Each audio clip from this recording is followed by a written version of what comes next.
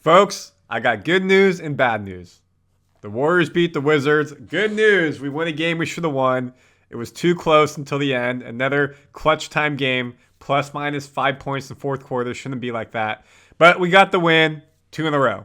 The bad news, 2 of our best players, our star players, Draymond Green, left the game in the first quarter. Calf injury. We have a quote, soundbite from Steve Kerr talking about it. Steph Curry rolled his ankle. Jordan Poole, former Warrior, championship ring. Fell on his ankle, no ill intent. He felt bad about it, you could tell. So we have an update from Steve Kerr on Curry as well. We'll show you both plays. Randy Silver. I got my comfortable jacket on. We got sports galore. Warriors game. UFC 311 in Vegas. Lions just lost to the Commanders. Thumbs up. And U.S. Open, Australian Open tennis. It's a sports Saturday night, 11:36 East Coast, 8:36 West Coast. Wherever you are in the world, Saturday or Sunday, I wish you well. Warriors got the W. Let's dive into it. Please like and subscribe. We give you all the Warriors news. Draymond Green came up limping tonight early against the Wizards. Again, first quarter. Back to the locker room at the 9-minute mark, 3 minutes in the game. Did not come back. Health guy, PT, head of health, Rick Salabrini. Not good, folks. He's been out 3-4 games due to the calf. Calf strains, multi-week. I've done a calf strain before. It hurts. You can't really walk. Sometimes you need crutches. Takes a while to get back to normal. This could mean he's gone for a while. We've won some, we've lost some, but he really commands that defense. Left calf tightness is what they said. Quinten Post was on the bench. So expect him potentially get more playing time if Draymond's out. Warriors are down 60-53 at home. The Wizards, we could break down the box score for you. Jordan Poole, balling out, had 30-plus points.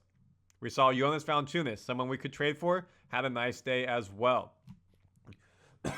Moses Moody, productive 25 minutes. Again, no Kuminga, no Podziemski still.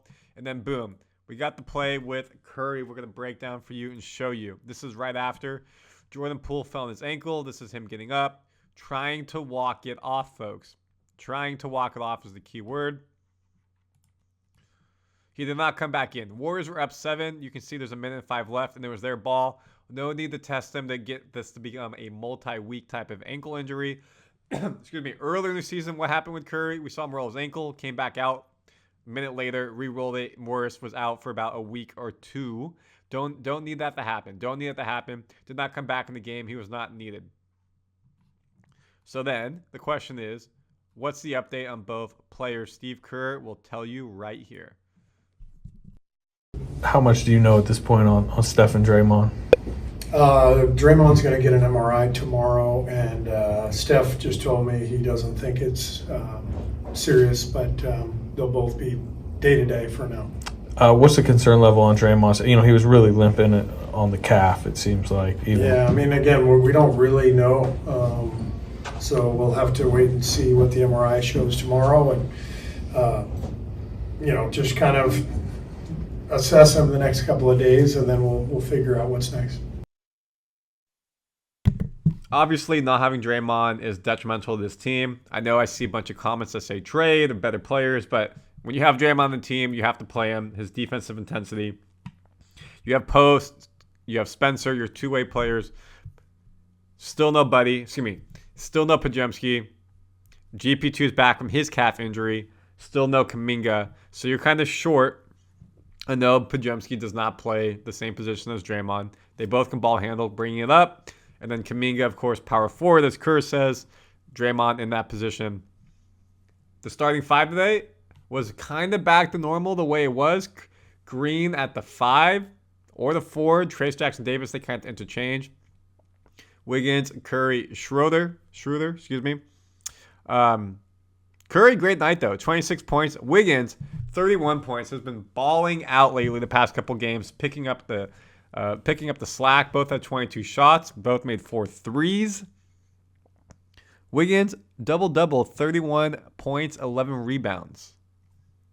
Off the bench, not a lot of production from the team. Looney with 10. Nice to see. Payton with 10. Nice to see. Moody with 13. Again, productive in 29 minutes. Need him healthy.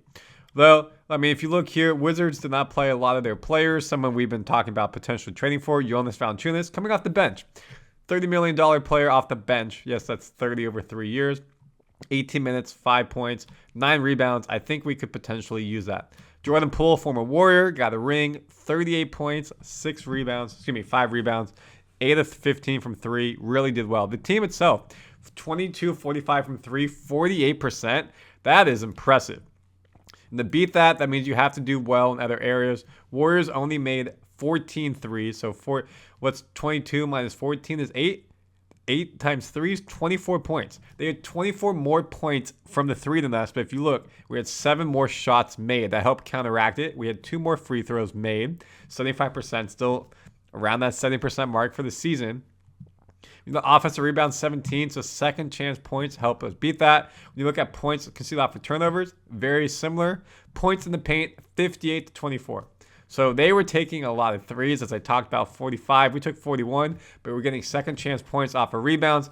58 points in the paint, 24 can counteract their 24 3-point margin. Largest lead per team was 10. And folks, my favorite graph to show you, again, Washington kind of had the lead throughout until the fourth quarter and then became a topsy-turvy game. And you expect the Warriors to pull this out, especially when Wizards have 6 wins, Warriors have 21. If you had lost this game, this would have been hard. This would have been really hard, especially because we are starting a significant homestand, a significant California stand. Next games, folks, is not going to be easy. Martin Luther King Jr. Day, MLK Jr. Day, MLK Day, Monday, 5 p.m. Eastern, 2 p.m. Pacific. Matt, you got that primetime game against the Celtics at home. Then you just go up the freeway to go play Sacramento, and you have 1, 2, 3, 4, 5, 6 at home in a row. And you stay on the West Coast for Utah, LA, but it's a long road trip because then you go to Midwest, Chicago, Milwaukee, Dallas, Houston, Sacramento, home for Dallas, and then Charlotte, and back on the road for another East Coast swing, Orlando, Philly, Charlotte, New York, Brooklyn. It's going to be a tough stretch. These games right here, you need the win. Say we lose Boston 0-1. Let's beat Sacramento this time, even though they're playing better. Let's say we're 1-1. Actually, you know what? Yeah, let's say 1-1. We go out and beat them at home. Beat Chicago 2-1. Let's say we beat the Lakers 3-1. Beat Utah 4-1. Beat Oklahoma City. Now we'll lose Oklahoma City 3-2. Say we beat Phoenix 4-2. And we'll lose Orlando 4-3. If we can go 4-3 in this trip at the base, okay. But the Warriors really need this because we are falling behind in the standings. Again, when you look at this, folks, we're right there with the Kings. Lakers are right up above us, but only by 1 game in the win column, 3 in the loss column. Suns are right there. Again, we're playing Chicago, who are right there. Magic are in that area. So we're playing teams in the vicinity. We got to start stacking up some wins. Right now, we're 5-5 last 10, won the last 2. If Draymond's not around, that is going to be a big detriment to this team. Steph Curry, I think he's playing against Boston on Monday, national television. He wants that type of game. Good, we got the win against the Wizards. Great, but at what cost with Draymond being out? If he's out the rest of this homestand, hopefully we can get him back for the road trip. Warriors fans, comment your thoughts, and we'll keep you updated on everything news related. Please subscribe, Warriors Digest.